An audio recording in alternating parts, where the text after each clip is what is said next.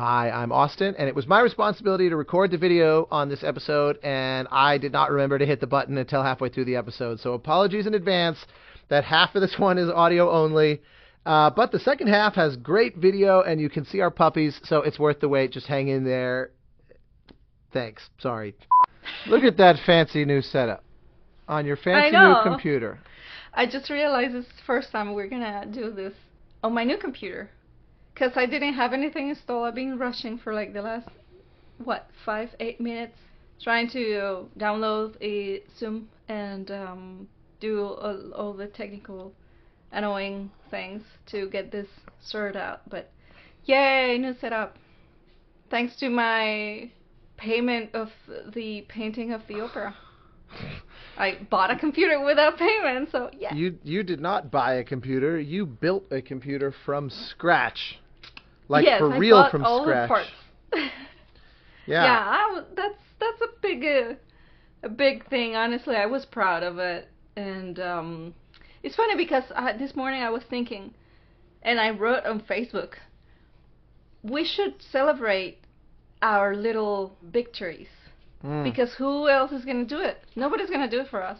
So whatever it is, I was thinking, look, and you just mean in life, talking, like any victory in life. Anything. I literally was talking to Austin like before hitting record that I don't want to talk about me because in the last episode we talked about me, about the exhibition, but it's a little contradictory. So Austin wanted to talk about the opera, and I was saying I don't want to make this about me though. I want to. Yeah, but if we make 100 episodes of this, and there happen to be 2 in a row that fixate on achievements of yours. The thing is, I'm not going to ignore this huge milestone. You had a big commission from the LA Opera, and then opening night of their production of Traviata, this huge display of that work. I'm not going to be like, well, we kind of talked about your thing before. It would be like... Right. It would be like if you... That's very sweet, though. You know... Like if you won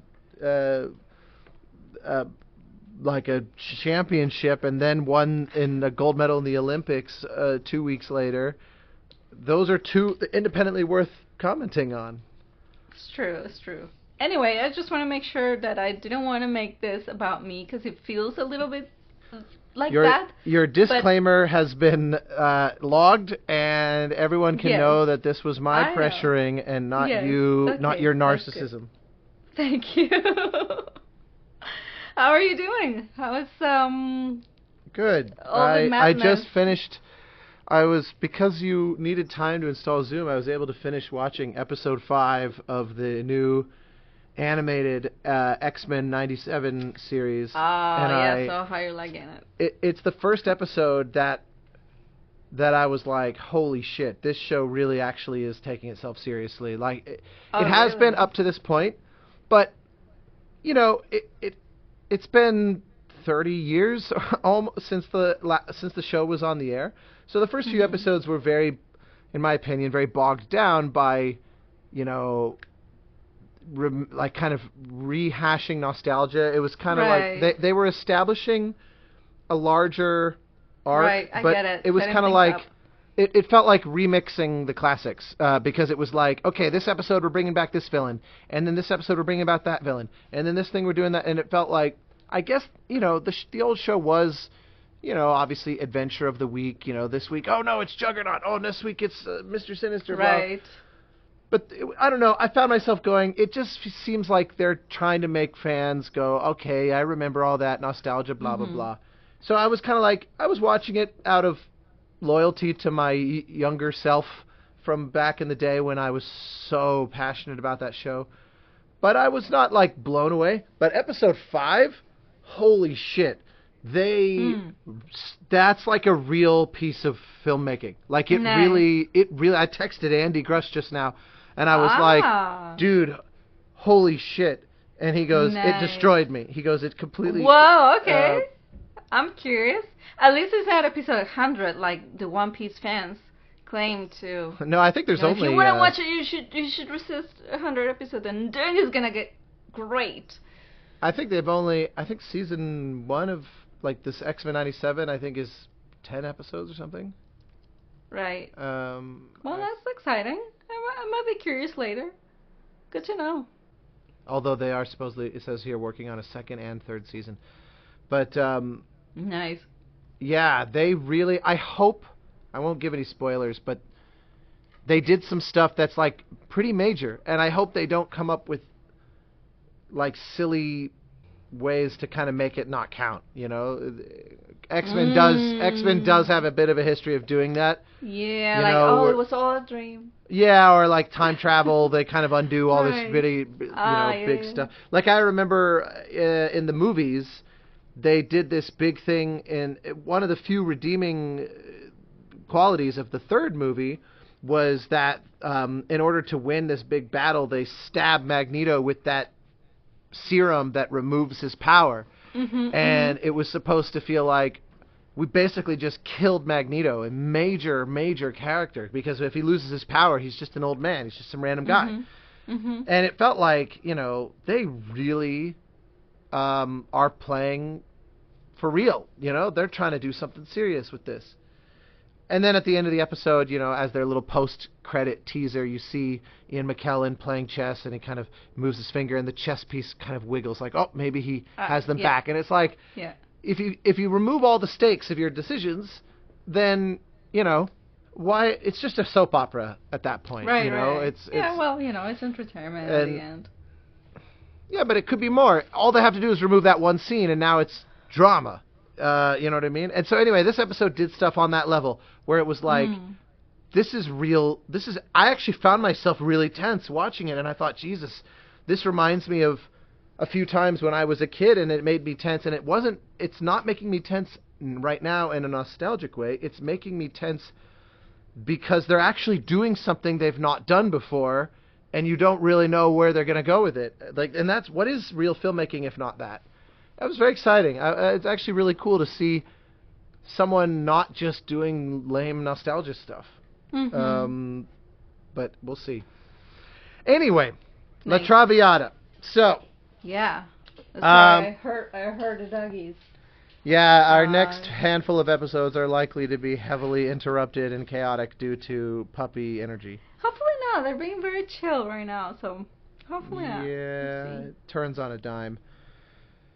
So, Andrea Pacino, dear friend and member of the board of directors of the LA Opera, commissioned a work from you to be part of the premiere that was not clear exactly what was going to happen. It was all a big experiment, and we didn't know if that was going to work out. And he didn't even know. He just let me do my thing. He said, I want a painting of this opera that is going to premiere this day. You do you. Don't show me anything. I don't want to see anything. I started feeling nervous. I didn't know if he was going to like it. But anyway, he commissioned the painting. And the experiment was... I was going to say showcase. Is that correct? Yeah, I mean, that was one of the possibilities. What's been exciting about it was that it was not entirely clear what was going to happen. And it seems like... we didn't know if they were going to like it. Yeah, that's the thing. Him. Yeah, he doesn't have the power to make the LA Opera do things. Right. Yeah, exactly. There's the first one. She's brought you a tribute. I'll try to ignore them because, oh my God, the second one is here. Yeah, I'll try to just... So yes, we didn't know anything. We didn't know if it was gonna work, if they were gonna like it. I painted the thing for months in glimpses of a few weeks, but it was like 6 months of work. And then we took it to the building, to the Dorothy Chandler Pavilion, which is a very iconic and very historic place. That's where they used to do the Oscars back in the day. Whoa, I didn't know that. That's cool. So we did an unveiling, a private thing with the members board meeting. Yes, and seemed that they liked it. And after that, the premiere happened this weekend. The decision was the final decision. The painting will stay in the entrance of the building, and they are gonna use the images for the banners on top of the building. It's a huge banner that if you guys Just haven't ignore seen me it, while it's I on do my this. socials. What are you doing? I spilled water on my keyboard. Keep talking. Oh my God! Just edit this I can't audio talk out. over that. Yeah, It's no. too loud. Okay, here. Oh my God. Yeah, well, you keep cleaning. And it's on top of the building, and they use it for the program, and the painting is up for auction right now. There is a online thing happening, and it's been out there for a few days. It's gonna be for like 20 days more, I think. And right. all of the money is gonna go towards the LA Opera. Like, I'm out of that. I did my part. I'm doing my part. No, that was earlier today. I was playing Helldivers, but anyway. Yeah, bottom line is that it could have just been here's a lovely painting by a local artist inspired by La Traviata in some general vague sense. And isn't that nice? And, you know, maybe we could auction this off if we can find some opera/art lover that wants to support the LA Opera. That could have been one outcome, but instead they ran Facebook ads with it and Instagram and stuff, and then said, let's make this the program cover, and then, yeah, the big banner on the side of the building, and to have the painting as the first thing you see when you walk in the building, to go there, you know, behind a nice red velvet rope. They really positioned it as the brand of their production, you know, and the style of their production. Even though there's nothing literal connecting them, you wrote the music.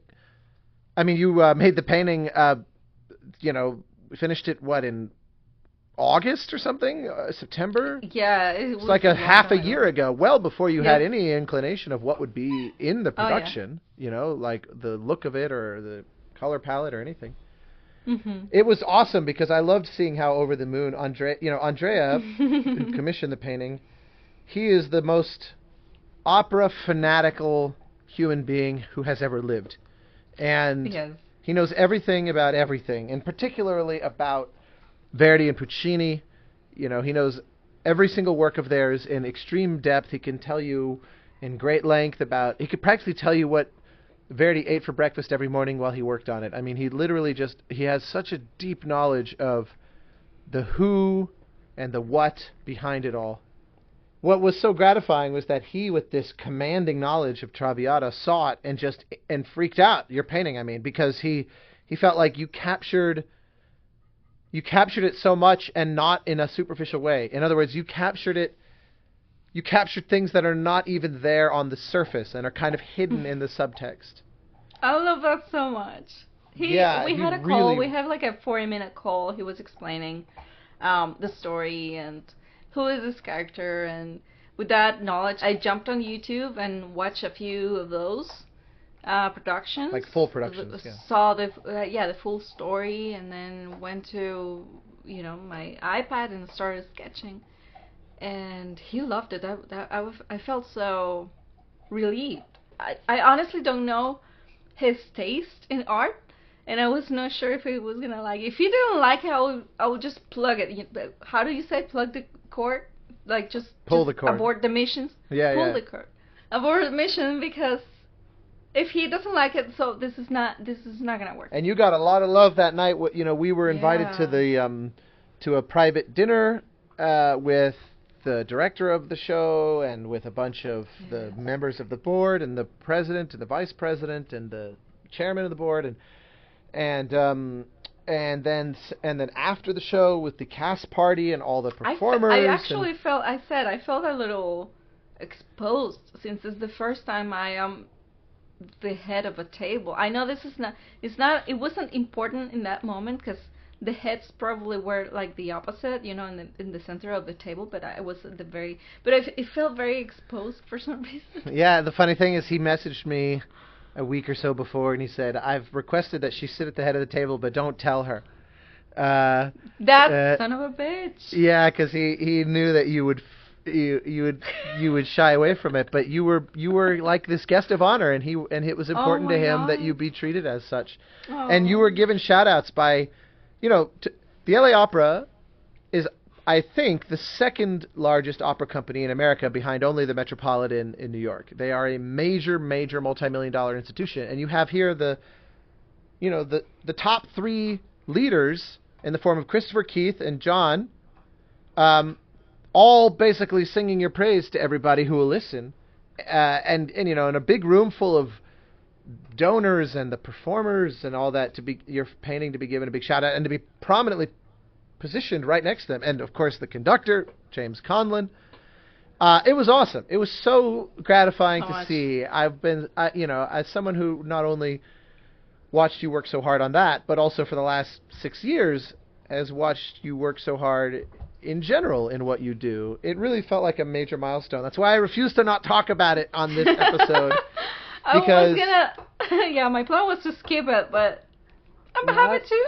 Not at all. It was a big deal. Happened. And and for your exhibition to be so interwoven with classical music, we can phrase it that way. I never liked that term because it's so inaccurate, but normal people call it classical music, so fair enough. Mm-hmm. Your exhibition, obviously, we collaborated on insofar as I provided you pieces to contemplate and respond to, and I think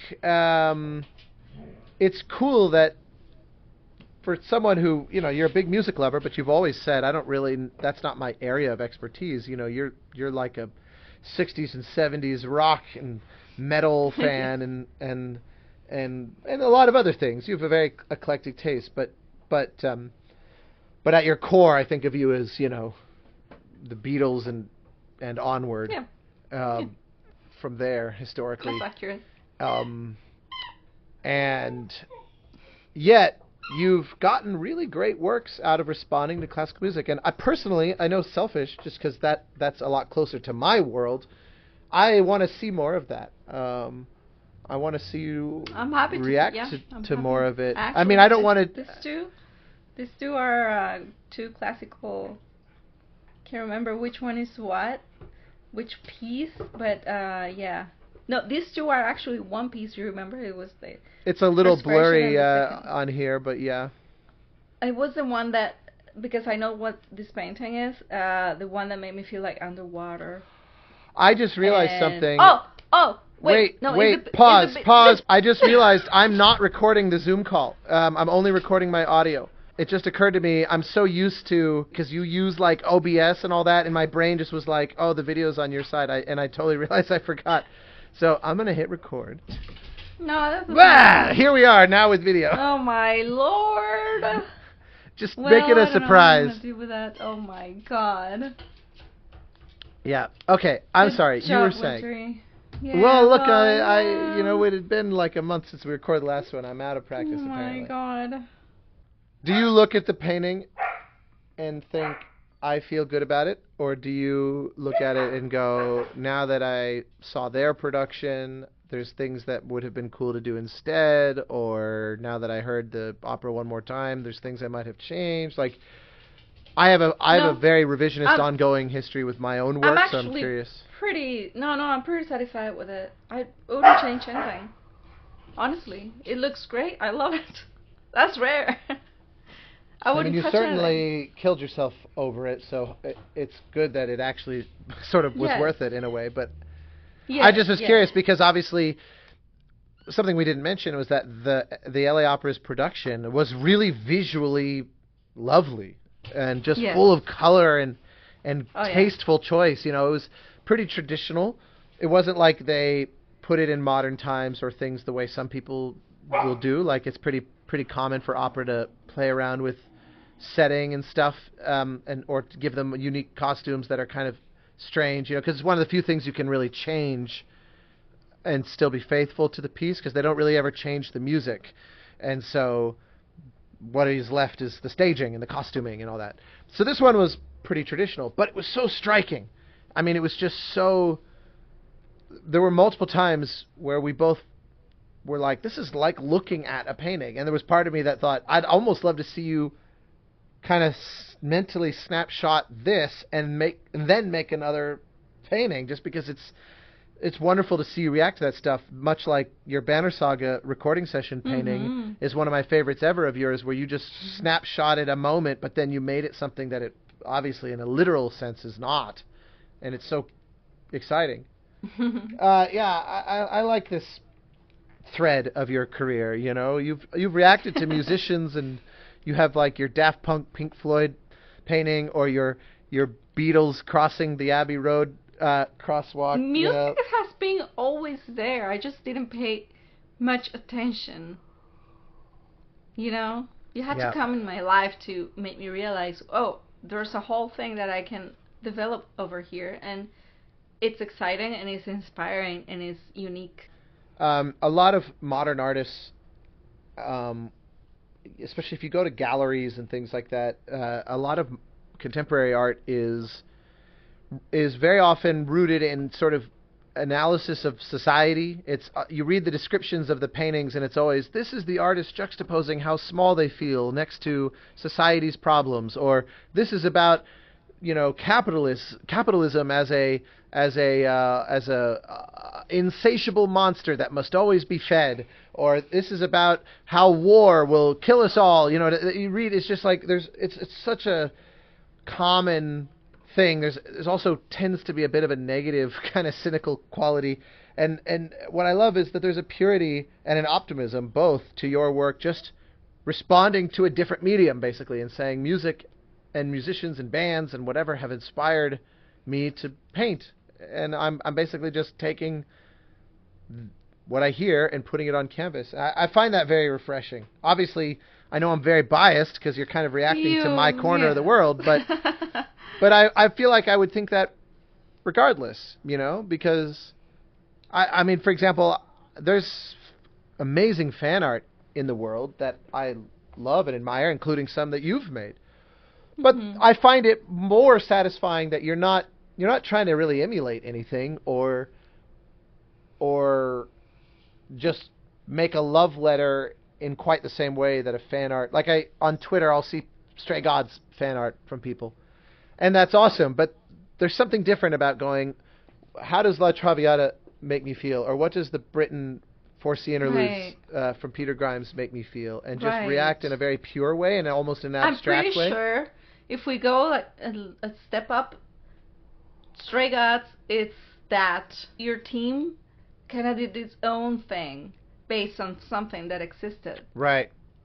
In other words, you're saying Stray Gods is not Greek pantheon fan art? Right. Yeah. It's its own thing, and it's unique.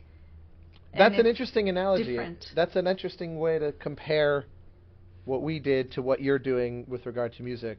I actually totally see that as a viable analogy.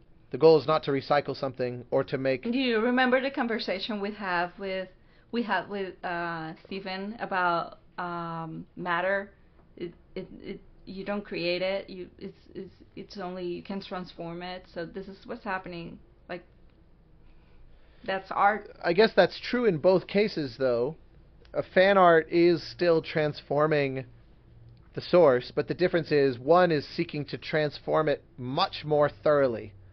You know, because fan art is kind of like a little salute, so it's a very minor transformation of the original. Right. Whereas you are, as you said. Yeah, you're taking a piece of music or an opera or whatever, and you're passing it through a filter that it's changing.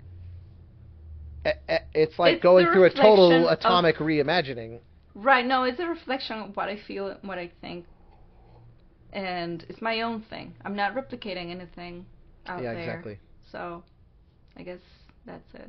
I don't even know how we're gonna call this episode. It's called La Traviata versus the potato. It's yeah. I don't know. I never. That's always my most difficult part of this process. But no. Anyway, I'm very proud, and I've just been so happy, and it was so fun to be your plus one. Oh my God! You know, like literally, even the tickets said Angela. You know, 2 tickets on the little envelope. And yeah, I loved it. I loved it, because I never forget. You very moved. sweet. It's not that I'm so important. If I had moved to Costa Rica, I would have been your plus one to most things. Just by virtue of the pragmatic truth of life, you moved to where I'd been living already for 15 years. It makes sense that you would kind of, be That's meeting people through my connections and that sort of thing. That is such a great point to make. I didn't see it that way. That's so cool. It's like I'm established now. That feels great. Yeah, absolutely. See that plus one thing. And like yesterday, you're hanging out with people that, on some level, I guess I introduced them to you, but I feel like at this point you've now spent more time with them than I have. And that I love that. That is exactly you kind of defining your own path and your own place. Yeah, it's been a while, and yeah, it was taking forever. It's just that after the pandemic, I felt so, so like non-social. Like I don't want to go out. I don't even have a car. I have no connections. I'm in this world. I'm in my room. I'm creating art, and I'm not going out. And it's been so hard because obviously I'm a social person, but somehow I kind of like developed this after pandemic mindset. You got out of the habit. Also, yeah, combined with the fact of getting a dog, like that became a bit of a chore to leave. So it was like it kind of felt like special occasions was justified both of us leaving at the same time. Yeah, I guess I can blame her. Yeah, too. and then we get a second dog, which reset the clock again. For now, they're fingers crossed. They're gonna be fine. Yeah, I hope so. But no, it's amazing, and I'm yeah, I know. I'm so happy. Like this, I never saw myself basically calling myself painter of music, but I'm loving it, and maybe I'm gonna evolve, and later I'm gonna do more other different things, but that's how it is, and I'm excited. I guess that's all we need to talk about this time. Yeah, it was like an update. It was not exactly. But there's no need to belabor the point. We'll have more exciting news soon. The episode is celebrate your victories. 100%. Any reason, any excuse to celebrate, I endorse. Even though I've never made a big deal out of birthdays or things like that. Man, you have to do it this year. That is true. This year's the big 40. He's rounding his age. So this year is important. A few years ago, I went to Troy's 40th, and he performed for everybody and put on a full show. He literally rented a theater and put together a band. I remember I brought him Serena. He needed a violinist, and he put on a show. Cool, yes. And then he had rented out kind of like a back area at a bar nearby. So after the show, everyone went over there, and pretty sure that was the first time I met Travis and Laura Bailey and Matt Mercer. It was a bunch first time meeting folks, I think, of that circle. But it was really cool because it was really like I want my closest friends to have a good time. Instead of making it you showering me, let me entertain you. It's kind of like how a few times when I was growing up, my dad gave me presents on his birthday. That's cool. It felt like that, It did not feel like I'm on stage, everyone pay attention to me. It would be easy to see it that way as like a very narcissistic way to do your birthday. Like, I'm going to perform. But it wasn't like that. It was like, I want to give to you. It's how it came across. It was very genuine performing at Hotel Cafe. I loved it. So I've been thinking about if I have some equivalent to that, you know. I mean, if anybody, you guys can tweet. Problem is, when I perform, I need like a 50-piece orchestra and stuff, so. Oh my god, no. We receive tweets, ideas, comments on Instagram, and emails. If anyone has any crazy idea that I can think of. Seth MacFarlane does this every year for his birthday. He literally hires a 100-piece orchestra for his birthday and does a big tent in the backyard of his house. Amazing. And he'll get like Alan Silvestri to come do 30 minutes of Silvestri music and that kind of thing. It's pretty astounding. Jesus. I guess I need to go. That's so cool. I need to go make a few $100 million on Yeah. animated series, and I can do that because that sounds awesome. I'll give you the next 10 years for that. That sounds great for the next. Crazy thing is, by this age, he had already had that for 10 years. He was like 24 or something when Fox greenlit Family Guy. He was the youngest. I think he was the youngest, like showrunner for an animated series in history, for a primetime show. That's amazing. Yeah. Something like that. Pretty astounding. Goals. Family Guy. I think it's crazy to think that started in '99, 25 years ago. Oh my God. Anyway, I will offer up an album of the day that I just thought of. Yes. Amazing. In honor, as a lateral move off of La Traviata, a few weeks ago, the LA Opera's previous production was a double-header of short one-act operas, where they do one opera and then intermission and then a different opera afterward, because they're both short. And the second one they did was by this Austrian composer that is seemingly forgotten. I knew nothing about him.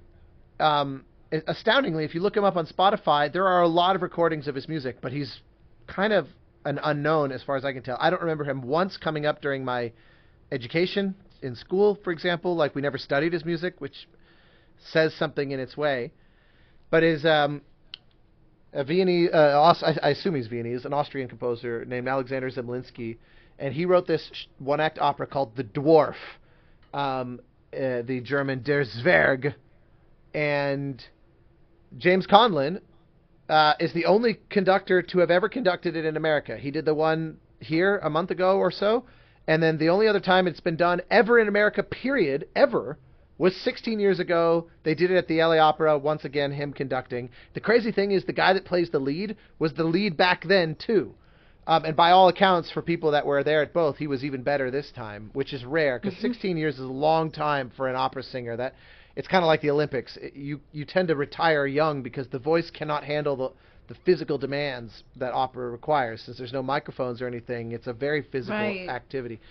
Anyway, so there is a recording that can be found. If we can link to it on Spotify, the Alexander Zemlinsky, James Conlon conducting. It's an orchestra in Köln, and it's called Der Zwerg, and it is like a lost 1930s Hollywood film. It has this very, very Straussian, delicious chromatic quality. Andrea and I went to the dress rehearsal, and we were both sitting there. Within 1 second, we looked at each other going, how have we never heard this? And then by the end of it, we were going, why is this not an opera that is performed constantly?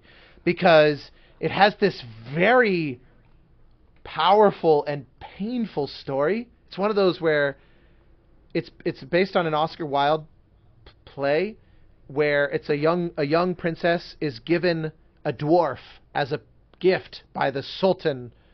Like she's the princess in Spain, and on her 16th birthday, a sultan gives her a dwarf who has been raised his whole life to never see himself in the mirror. So he thinks he's kind of like a jester. He's sort of like treated like a court jester, but he doesn't know. But he's all disfigured, and he's all horribly ugly. Oh my God! But he doesn't know he's ugly, and so she treats him like. She doesn't even see him as human, and he falls madly in love with her, and she's so cruel to him. And oh my God! Oscar Wilde wrote a play because he saw a painting that inspired this, of like a young girl being given a gift of like a doll that's a human, basically. And he wrote this play inspired by this idea, and so then this opera took the play and set it, and it's another perfect example of the matter can't be sort of created. One medium talking to another, back into another. Yeah, absolutely. It was so affecting. It was one of those because, and the cast were so good. And can we have is there a video?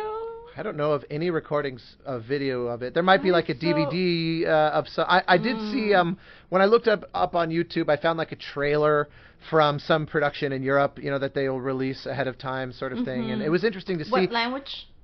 It's in German. I found it astounding. I mean, it's about an hour and a half, hour 20 minutes, and I was like, I went and saw it in the dress rehearsal and then opening night with Andrea, and we were both just speechless the whole time. And then Rachel, who plays Violetta from in La Traviata, no.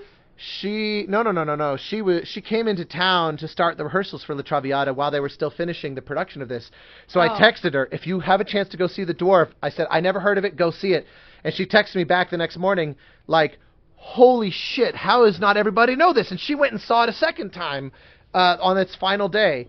If I hadn't been so busy, I would have gone again as well, because I really wanted to see it again, because they did amazingly smart things with the production here at the LA Opera, because it's a slight spoiler, but like the whole thing is... Well, okay, I won't say it. But I don't know how you'll ever see it, but I won't say it. Are they It's literally never been done anymore? it's been done twice in American history. I mean, literally, we would have to hunt it down. The big sort of finale is she forces him to look at himself in the mirror and see that he's a monster.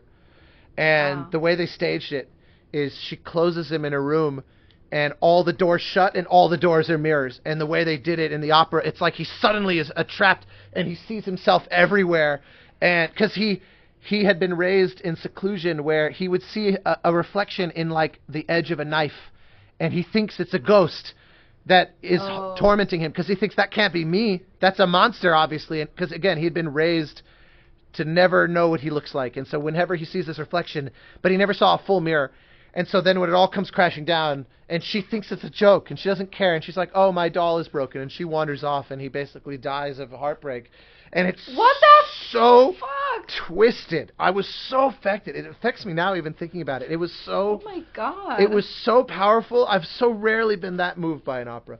Or by anything. By any stage production. I mean, it's like watching West Side Story or something. It was... I don't know if I cried. Madama Butterfly made me cry. Did you cry? No, it's more just like haunting. It's one of those where it's like this glimpse of human cruelty, where it just makes you feel like... It's not sad. It's actually bothersome. It's haunting. It's bothersome. Makes it feel like, oh, that bitch. It's more like it's more like looking into this darkness and just feeling something cold touch you. Really, it was so powerful. It was just so damn powerful. Anyway, but the recording, the music, in the end, the staging is in service of the music. The Zemlinsky wrote an opera that it's just every measure is loaded with ideas. So anyway, it's my album of the day. Go listen to Der Zwerg. The link will be posted. It's pretty astounding. I wish there was possible to see it. I'm so curious.